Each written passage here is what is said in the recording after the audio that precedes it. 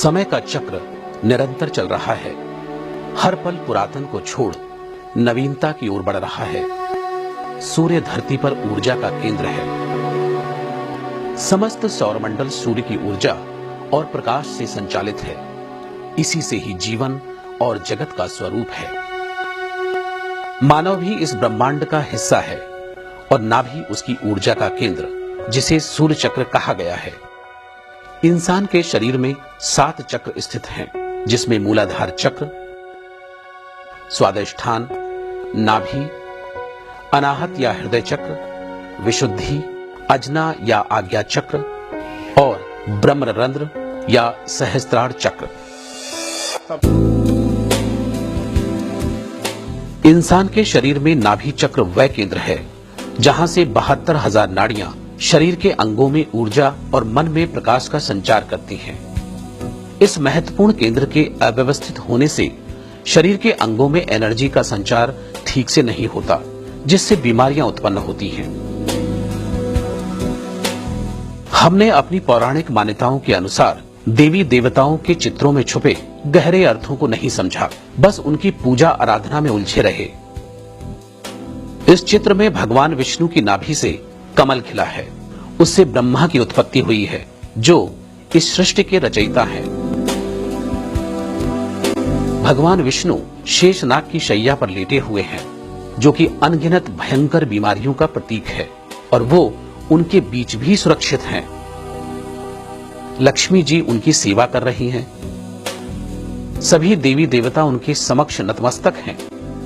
अगर इंसान की नाभि ठीक है तो वह भी भगवान विष्णु की तरह इस संसार में सुखी और स्वस्थ जीवन जी सकता है।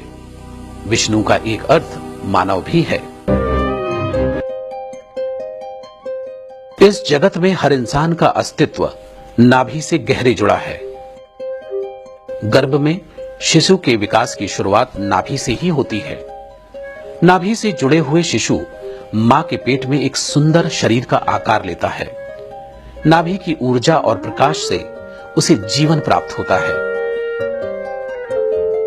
जन्म के समय माता की नाभि से अलग होने के बाद उसकी खुद की ऊर्जा का केंद्र भी नाभि ही होती है। उसके अपने यथास्थान से डिगने के कारण इंसान के शरीर में बीमारियां उत्पन्न होती हैं। नाभि से जुड़े जीवन के इस गहरे सत्य को भुलाने का परिणाम है आज मानवता रोग और दुख से पीड़ित है।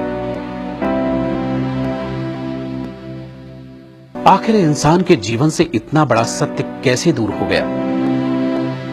मानव शरीर से गहरे जुड़े ऋषि मुनियों के ज्ञान को इंसान कैसे भूल गया? वह इस बात से अनजान कैसे हो गया कि नाभि सभी बीमारियों की जड़ है? आज इंसान तरह तरह की बीमारियों से ग्रस्त है। कहीं शारीरिक कष्ट से परेशान तो कहीं मानसिक रूप से दुखी। तरह तरह के रोगों में घिरे होने के कारण भटक सा गया है।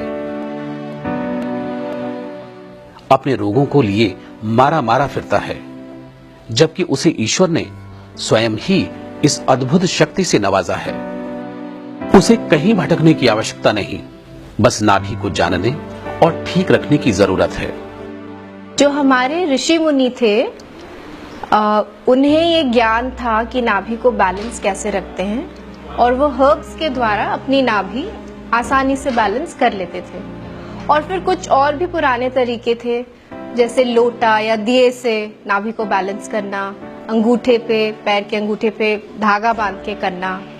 कुछ लोग मंत्र से भी करना जानते थे, लेकिन अब ऐसे लोग बहुत कम ही रह गए हैं। और क्योंकि ये बहुत सेंसिटिव पॉइंट होता है, इसीलिए इसे सिर्फ किसी एक्सपर्ट से ही आपको बैलेंस करवाना चाहिए। आज के हालात को देखते हुए पुरातन ज्ञान के पुनर्जागरण की आवश्यकता महसूस की गई। विश्व की पुरातन और विलुप्त चिकित्सा पद्धति को पुनः स्थापित करने का बीड़ा उठाया श्री राम कुमार रोहिला जी ने, आयुष केयर के CMD।